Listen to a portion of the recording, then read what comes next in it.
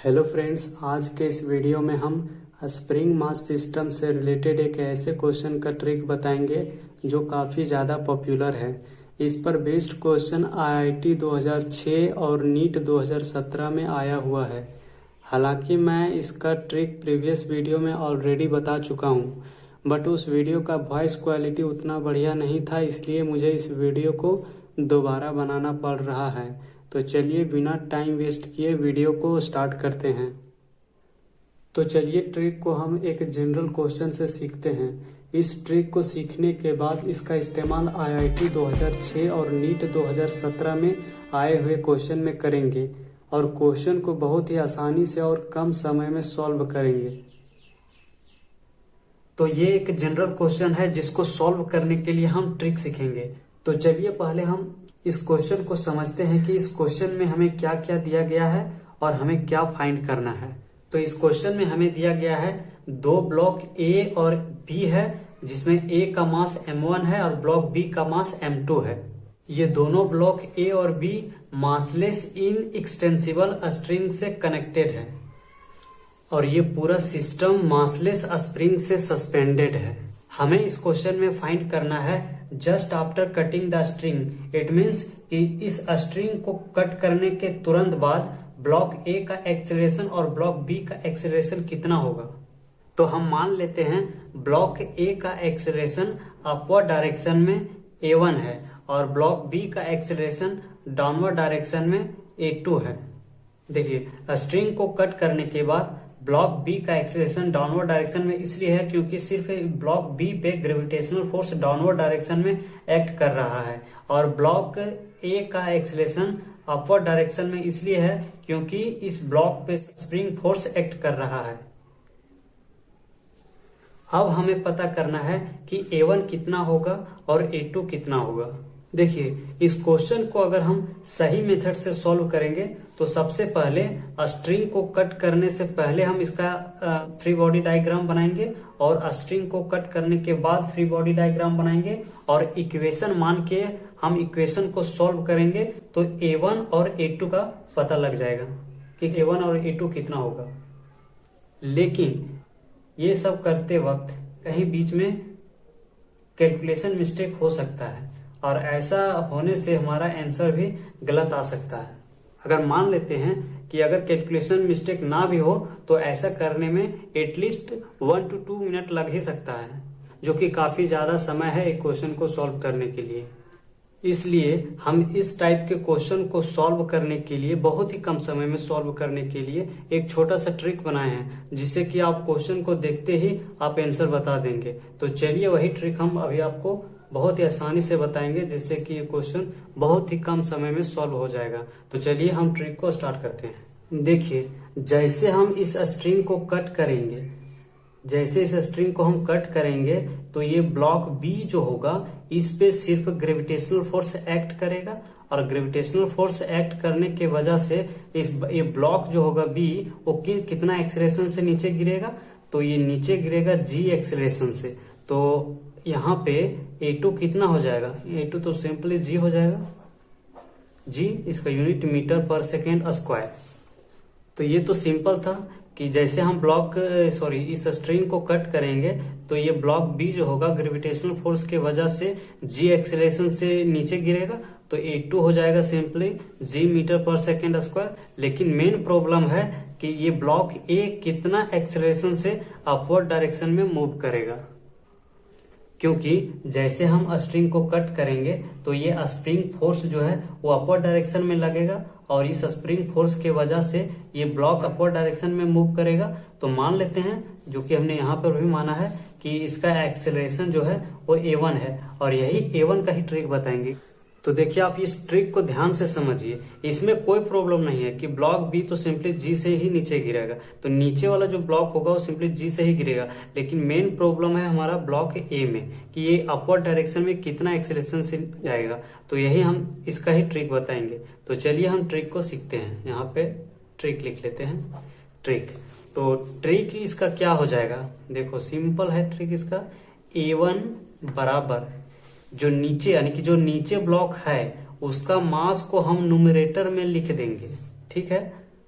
नीचे ब्लॉक कौन सा है B, और इसका मास कितना है m2, तो इसको हम न्यूमरेटर में लिख देंगे, और जो ऊपर वाला मास है जिसका हमको एक्सेलरेशन फाइंड करना है जिस ब्लॉक का, उसका मास हम नीचे लिख देंगे। जितना भी मास होगा उसको हम नीचे लिख देंगे, और इतना करने के बाद इसको पूरा g से मल्टीप्लाई कर देंगे।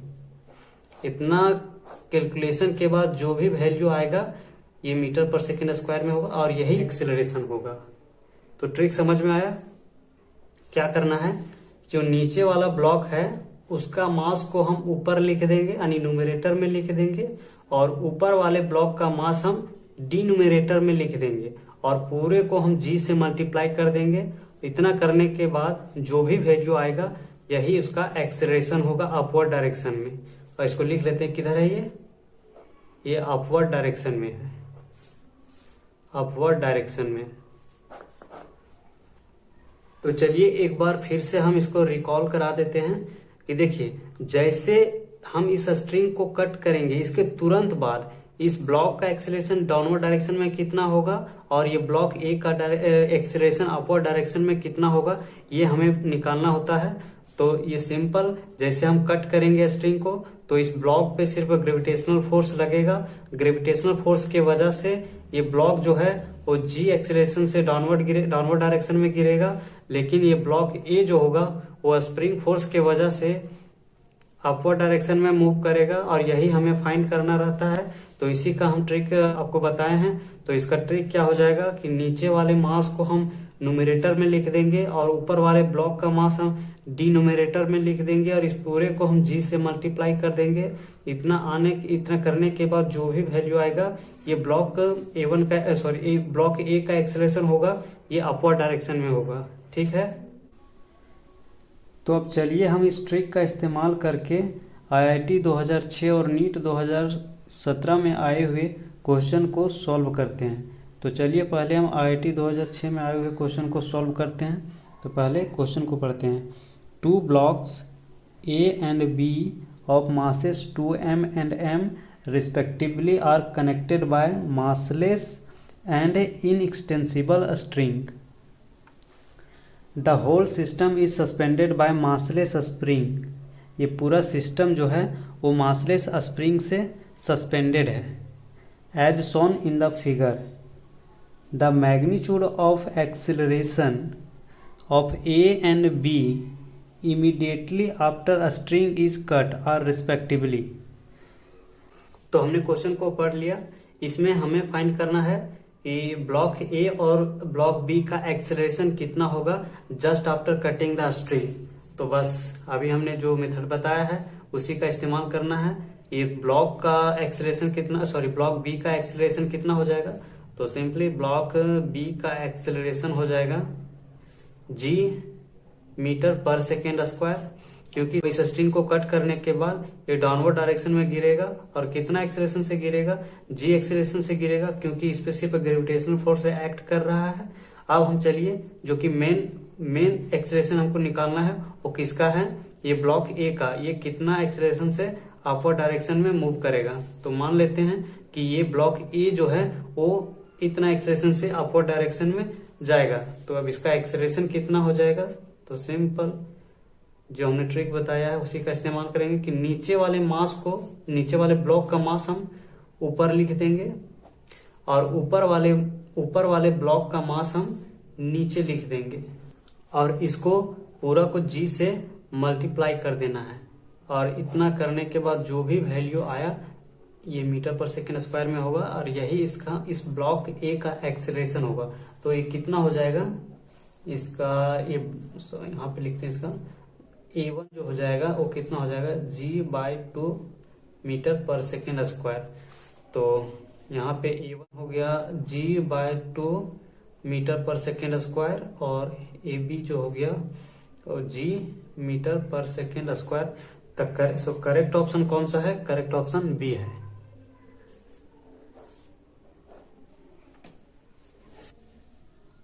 अब चलिए नीट 2017 में आए हुए क्वेश्चन को पढ़ते हैं।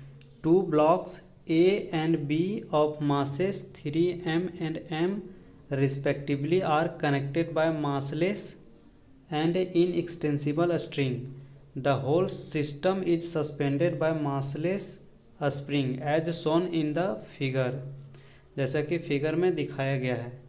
The magnitude of acceleration of A and B immediately after a string is cut are respectively. तो ये भी क्वेश्चन प्रीवियस क्वेश्चन के सिमिलर है, सिर्फ इसमें मास में चेंजिंग है. इसमें ब्लॉक ए का मास 3m है और ब्लॉक बी का मास m है, और इसमें भी सेम चीज फाइंड करना है. दोनों ब्लॉक का acceleration just after cutting the string.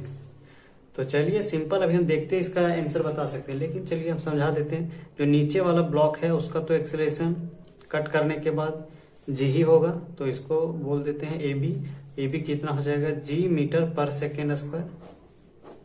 और ब्लॉक ए का एक्सेलरेशन कितना मान लेते हैं, इसका अपवर्ड डायरेक्शन में ये है, तो ये कितना, नीचे वाला मास को हम न्यूमरेटर में लिखते हैं और ऊपर वाला मास को डिनोमिनेटर में लिखते हैं, और इसमें पूरा में हम g से मल्टीप्लाई कर देते हैं.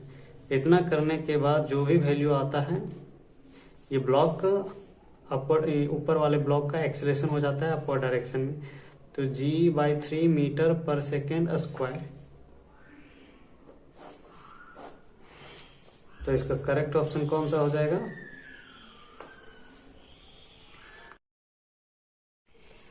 तो अभी आपने देखा कि हमने ये क्वेश्चन को कितना आसानी से और कितना कम समय में इस ट्रिक के हेल्प से सॉल्व कर दिया. अगर आप इस क्वेश्चन को अगर कॉन्सेप्ट से सॉल्व करेंगे तो कम से कम 1 से 2 मिनट का समय लग ही सकता है.